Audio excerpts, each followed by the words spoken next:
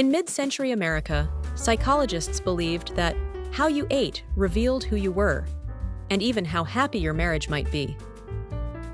In the 1950s, as post-war America filled its kitchens with gleaming new appliances and families gathered around formica tables, psychologists were busy studying something unexpected: what our food choices revealed about our emotions. To mid-century researchers, eating wasn't just nourishment, it was a window into the human psyche. The way you buttered toast, how you arranged your plate, or whether you saved your favorite bite for last supposedly offered clues to your fears, anxieties, and hidden desires. Psychiatrists like Dr. Sol Wiener-Ginsburg of Columbia University argued that food behavior was a projection of personality.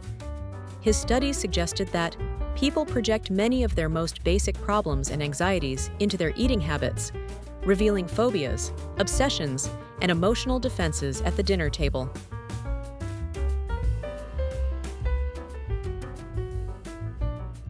Ginsburg and his colleagues even began classifying Americans by how they ate.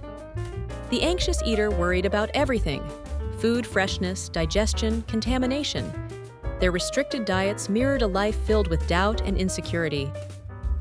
The ritualistic eater lived by the clock and the rule book: lunch at noon, dinner at 6, one hot meal a day. Food was a duty, not a joy, and deviation from routine could spoil the whole day. The substitutive eater used food as emotional comfort, raiding the cookie jar to fill the void left by loneliness or frustration. "A hunger no food can satisfy," Ginsburg wrote, describing a growing culture of emotional snacking in diners and soda fountains across the nation. The indifferent eater treated meals as chores, indifferent to taste or presentation.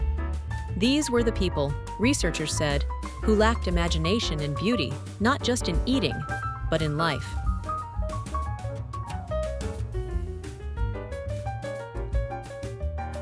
Psychologists didn't stop there. In 1955, Dr. William Kaufman and Dr. Harriet Bruce Moore made waves by suggesting that a wife's cooking reflected her feelings about her husband. Their studies claimed that women who felt affectionate toward their spouses prepared careful, appetizing meals, while those harboring resentment served burnt meat, soggy vegetables, or stale bread. Moore, a pioneering psychologist in Chicago, noted that many women were unaware of how their emotions surfaced in the kitchen. The food a wife serves is her language of affection, or its absence. In other words, the dinner table could be a silent confession of love or discontent.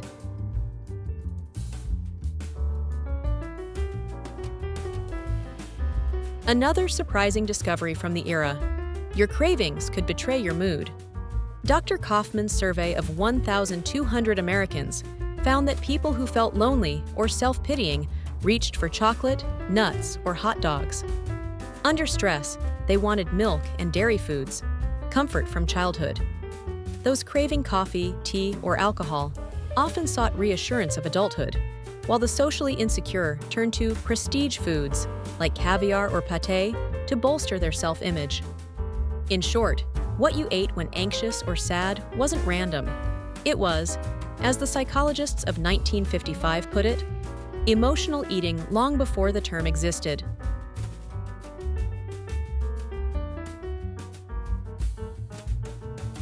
The era's fascination with psychology also extended to guilt.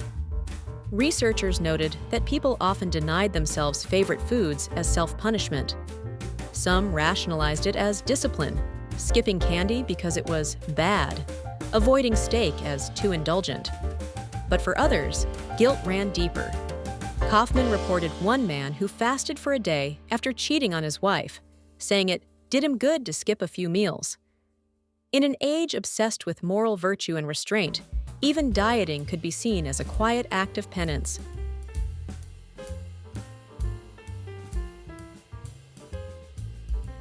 Psychologists believed family dinners were rich with emotional signals. A husband who ignored his wife's cooking might be withdrawing affection.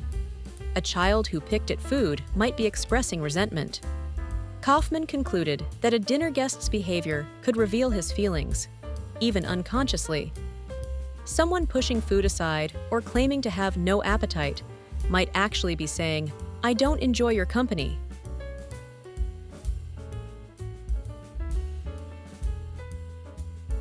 Even popular opinion backed the psychologists.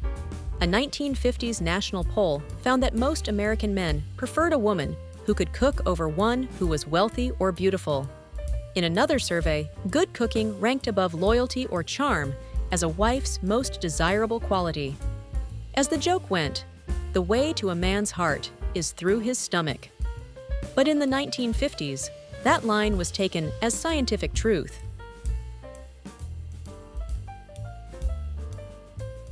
Looking back today, these studies reveal as much about the culture as they do about psychology.